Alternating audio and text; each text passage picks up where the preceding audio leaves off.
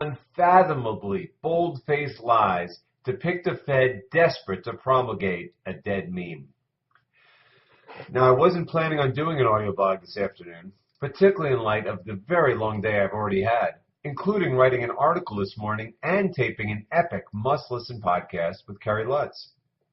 However, per this afternoon's hideous combination of historic Federal Reserve lies and PPT, ESF, Fed, and gold cartel market manipulation, I've yet again been drawn to action to discuss the truth of what's occurring and the guarantee that, per the title of today's very important audio blog, said lies and manipulation can only end tragically, and likely more spectacularly and destructively than anything the global economy or financial markets have ever endured. Since I'm so unshakably focused and historically angry, which is saying a lot, about the topic at hand, I'm not going to discuss the ominous political and social ramifications of this morning's Washington, D.C. shooting, the economic implications of the IMF again warning China about its parabolically rising debt load, the monetary implications of the president of the Bundesbank warning about how the existence of cryptocurrency could make the next financial crisis far more deadly, the social implications of a bill circulating through Congress that, if passed, would dramatically step up the war against cash, the potentially America-destroying implications of what appears to be a stepped-up investigation into Trump's handling of the James Comey firing, or the military implications of the escalations in Syria and Qatar. Black swan potential aside, I'm focused principally on today's hideous FOMC statement lies, the historically egregious market manipulation surrounding it, and the dire implications of what their statement implies, which frankly wouldn't be much different no matter what they said. To start, I'm simply going to say that generally speaking, my economic forecasts have been as dead on as anyone in the financial media, be it mainstream or alternative. And never more so than Election Day, when the level of market raging was exponentially increased in response to the shocking Donald Trump victory, which was not supposed to happen given the historic level of election rigging, like what was uncovered by Project Veritas, that was supposed to have put the career criminal and chief powers that be puppet Hillary Clinton in office. To wit, mere hours after Trump's Brexit times 10 victory, the ongoing propaganda narrative that Hillary was good for stocks and bad for gold, and Trump the polar opposite, a new blatantly fraudulent meme was created, which, what do you know, was also good for stocks and bad for gold, i.e. Trumpflation, based on the hideously flawed logic that he would and could repeal and replace Obamacare, enact massive tax cuts and infrastructure spending plans, and reduce onerous regulations on business. Not that such plans are necessarily good to start with, as historically there was no evidence that money printing and bridges to nowhere have been successful, particularly in recent years when the economy collapsed further under Bush and Obama, whilst debt exploded, the cost of living skyrocketed, wealth disparity reached feudalism era levels, and social unrest became so powerful a contentious outsider with no experience was elected president, whilst the Obama's Democratic Party was unceremoniously voted out of Dodge. 2 days after the election, after having spent the previous 3 months desperately campaigning for Donald Trump, or more appropriately, against Hillary Clinton, I penned Turning on Trump, which was not a personal attack, but instead a detailed analysis of why nothing he promised was politically or economically viable, and thus that it wouldn't take long for the fabricated from nothing Trumpflation meme to die. A meme, to be specific, that included higher stocks, interest rates, commodity prices, and the dollar, and of course, lower precious metal prices. Just 7 months later, and 5 after Inauguration Day, not only is Trumpflation long dead, but frankly, it never even started. To wit, the only improvement witnessed after Election Day was in questionably measured confidence surveys, questionably calculated soft data indices, and of course, massively PPT-supported stock prices, to the point that for the first time in history, we are living through dot-com valuations in a Great Depression era. But alas, it's all dead now, as not only has hard data continued to deteriorate, to the point that the macro surprise index is at a 3-year low, while GDP growth is barely positive, accounting goosing notwithstanding, essentially all hard data is in free fall, both here and most of the world, and even the soft data is slowly but surely declining. And as for said markets, the dollar has been hammered to a post-election low. The CRB index is breaking below 18-month oil PPT protected support levels. Interest rates are in free fall mode, with the benchmark 10-year yield in danger of falling below 2%. and the yield curve, both here and overseas, is dramatically flattening, i.e. the ultimate time-tested telltale sign of recession. And oh yeah, precious metals have been rising, albeit at a turtle-like pace due to the historic, unrelenting pressure being put on it by the cartel, which I might add is clearly as terrified as the Fed is of the fraudulent Trumpflation meme's death, and with it, the ability to pretend all's well when things couldn't be worse. Now that it is not only facing the most precious metal bullish fundamentals in memory and tightest supply-demand balance, but imminent breakouts above both their respective 200-week moving averages and 5.5-year downtrend lines.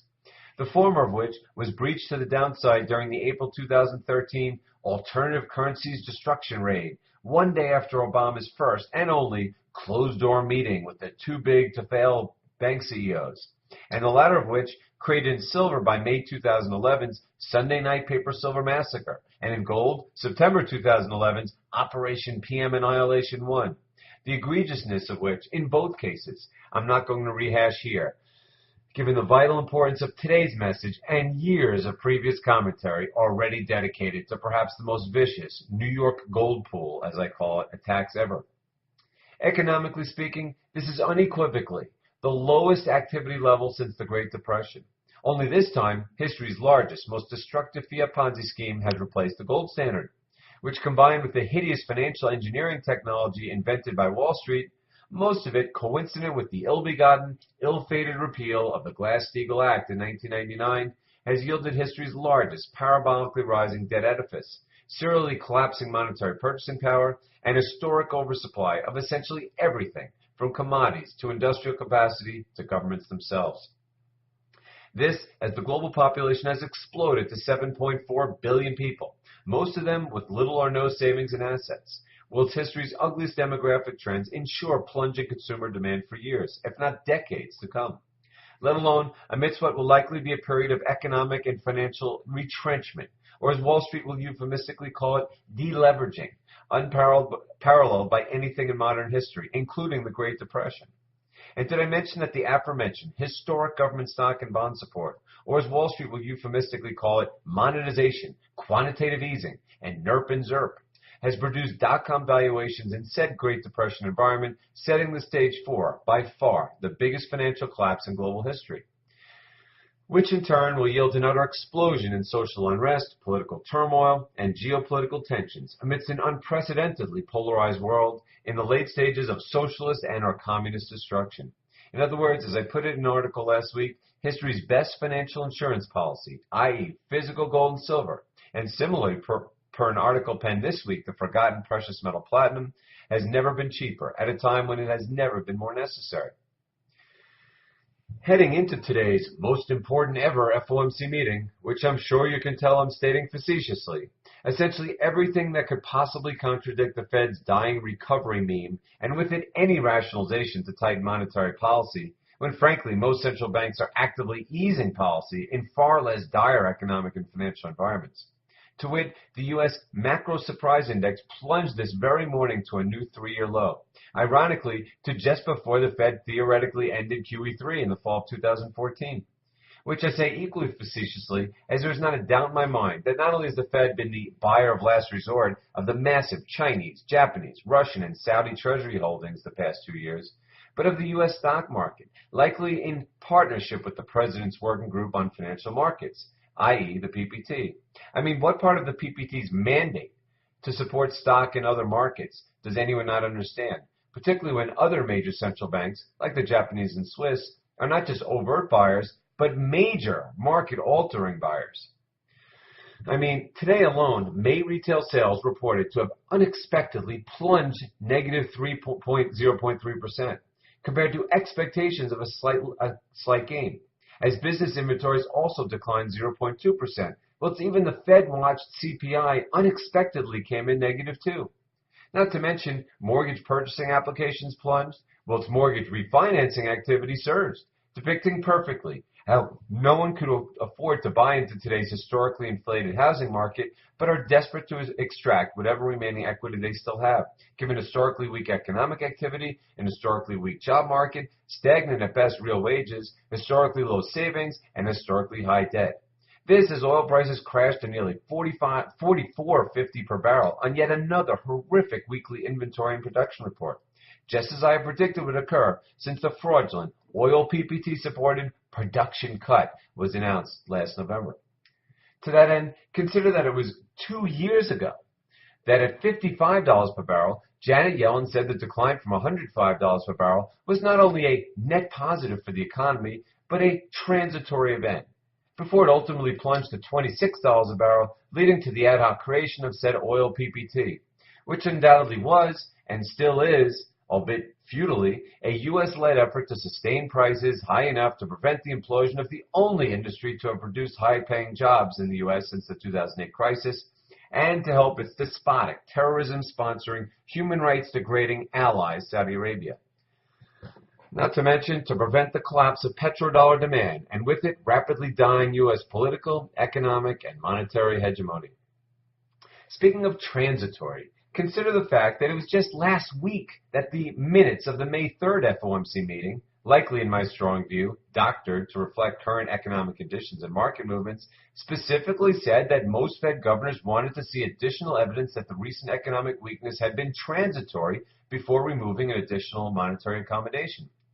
which unfortunately has provided, in spades, broad, incontrovertible evidence that said weakness, i.e. barely 1% fourth quarter GDP growth, seasonal adjustments and all, and sub 1% first quarter growth, has, if anything, per the aforementioned 3-year low in the macro surprise index, gotten much worse.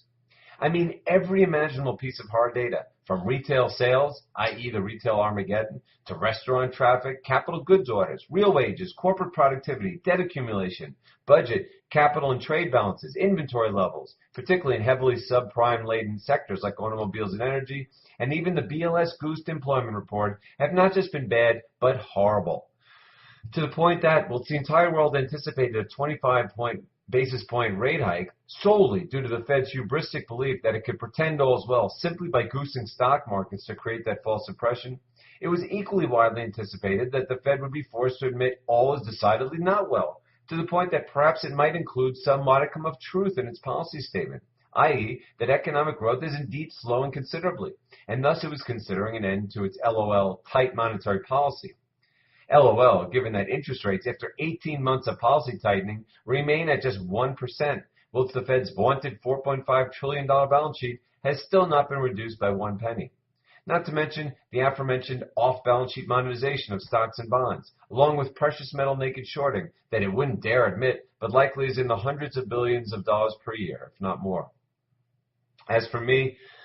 I yesterday morning penned the Fed's last rate hike, and this morning, low interest rate people, to mock Donald Trump's meeting with Janet Yellen last week, when he told her she was no doubt a low interest rate person like himself, presumably to both influence the FOMC's decision and threaten her with replacement next year if she didn't display the type of loyalty he so clearly demands, to the point of putting himself at the brink of impeachment.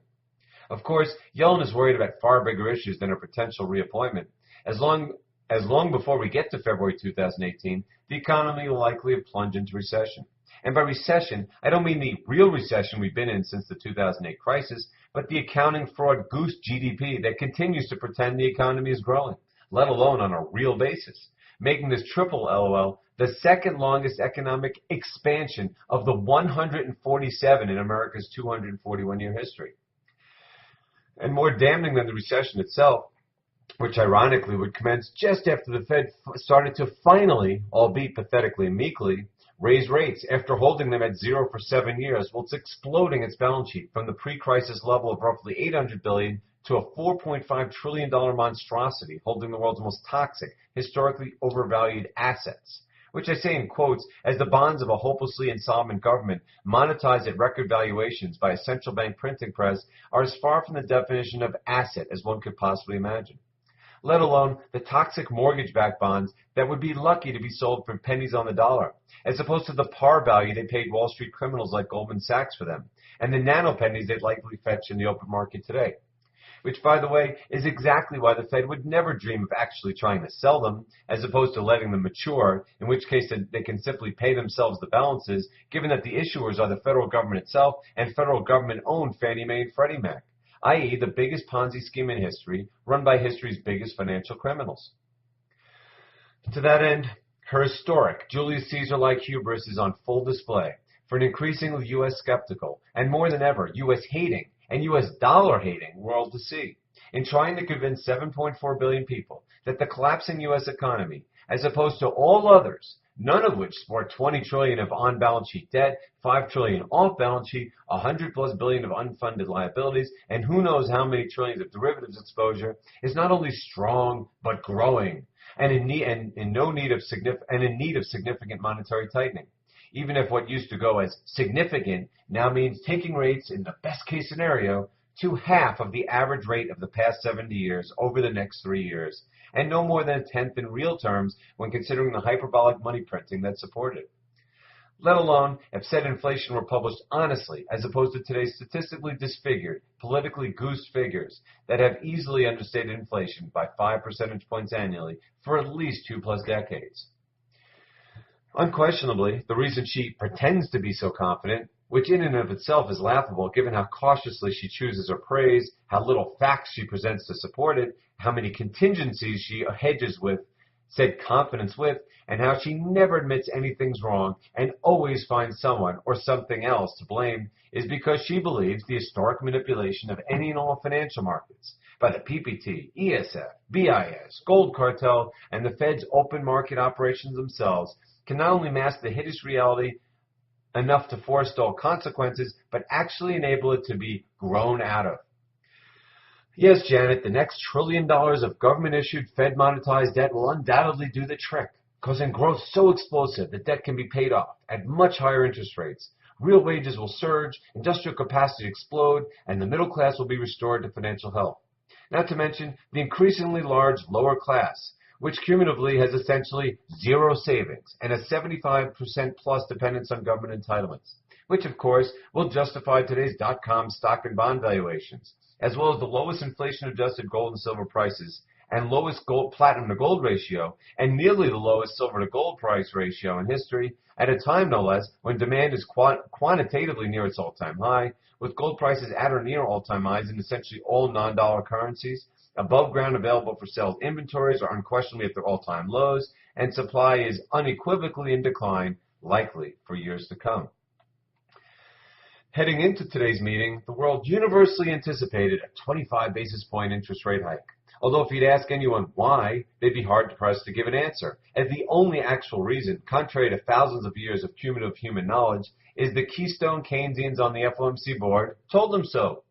No one dared ask why rates would be increased amidst the worst and rapidly declining economic activity in decades, and definitely no one entered the taboo area of citing a need to pop the historic bubbles the Fed has created, or as Alan Greenspan would call them in 1996, before doing nothing to stop them, irrational exuberance.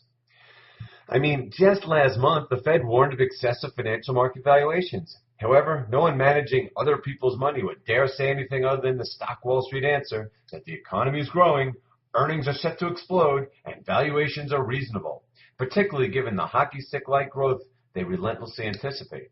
Trust me, I was a Wall Street oilfield service sell-side analyst for 7 years, during which, no matter what calamities befell my sector, in my case, massive oil price crashes in 1998-99 and 2001-2002, I was always told to assume steadily rising earnings or dramatically rising earnings in non-crisis times. They also assumed, care of Federal Reserve insiders like Goldman Sachs' hapless Jan Hatzius, who always assumes hawkish actions, few of which ever come to pass, that the Fed would announce an initial exit strategy from its balance sheet, and somewhere between 1 and 2 more rate hikes for the balance of 2017. Again, decidedly not due to any fundamental reason, given that all economic data is plunging, and even the Fed's rigged inflation expectations are too.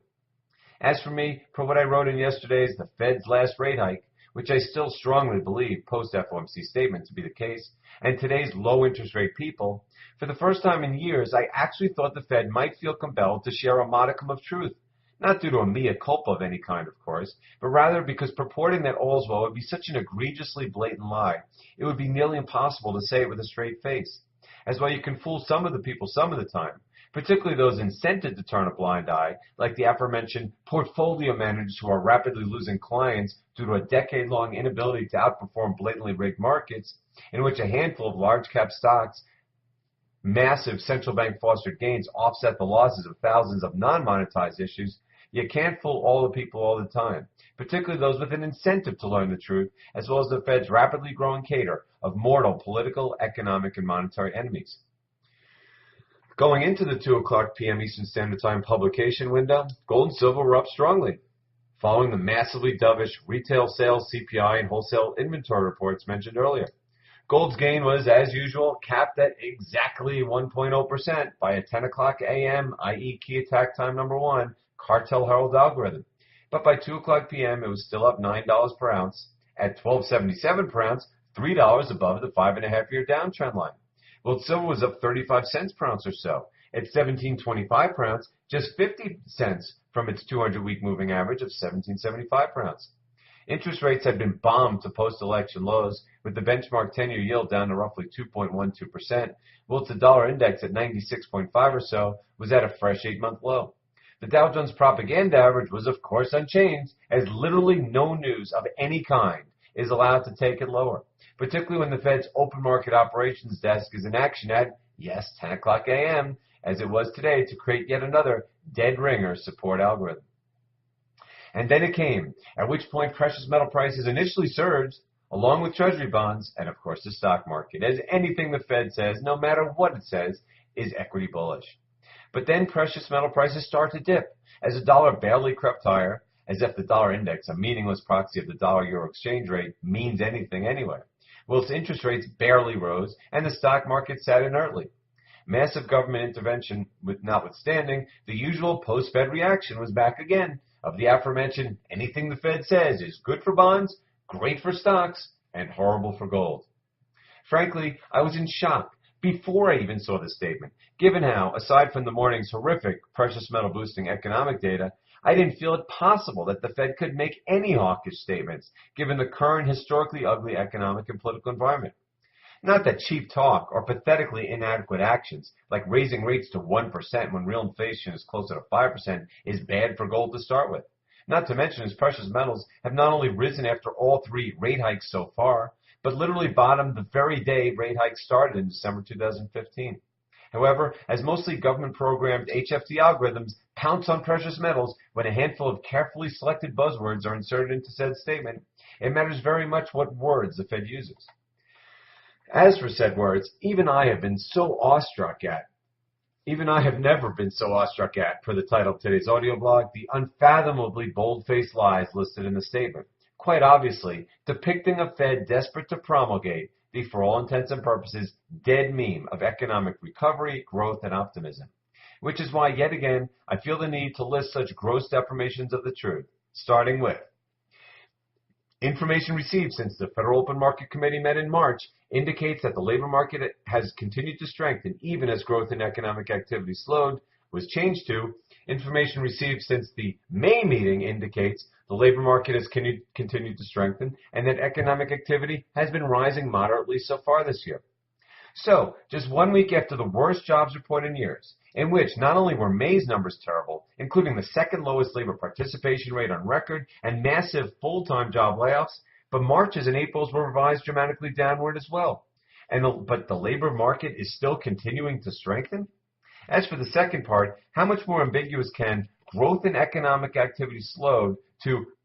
economic activity has been rising moderately so far this year be? Particularly in light of the fact that essentially all economic data over the past month has weakened, resulting in the aforementioned 3-month low in the macro surprise index.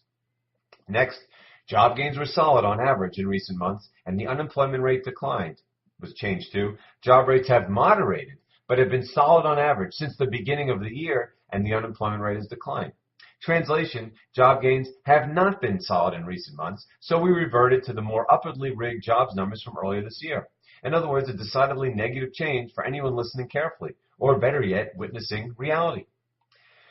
Next, household spending rose only modestly, but the fundamentals underpinning the continued growth of consumption remain solid and business fixed investment firm, was changed to household spending has picked up in recent months and business fixed investment has continued to expand. For one, what part of collapsing retail sales, to the point that retail Armageddon and now Carmageddon have become household terms, implies a pickup in household spending. And please notice, while the fundamentals underpinning the continued growth of consumption remained solid in May, they were no longer present in June. And best of all, business fixed investment, according to the Fed, firmed in May and continued to expand in June, despite essentially all capital expenditure data, from factory orders to durable goods orders to construction activity declining. In fact, the only reason they didn't decline more is relentlessly growing, completely devoid of productivity or profits, government and military spending, funded with, of course, printed dollars from the Fed. Next, inflation measured on a 12-month basis recently has been running close to the committee's 2% longer-run objective. Excluding energy and food, consumer prices declined in March, and inflation continued to run somewhat below 2%, was changed to. On a 12-month basis, inflation has recently declined, and like the measure excluding food and energy prices, is running somewhat below 2%.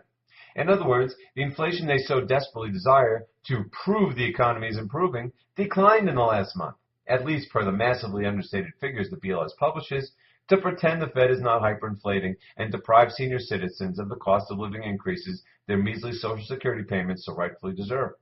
Which, of course, it did, for the aforementioned commodity price plunged due to the unwinding of the false Trumpflation meme, which is even more dead than the Fed's BS recovery propaganda. Next, a Hall of Fame entry in the world of lies and propaganda,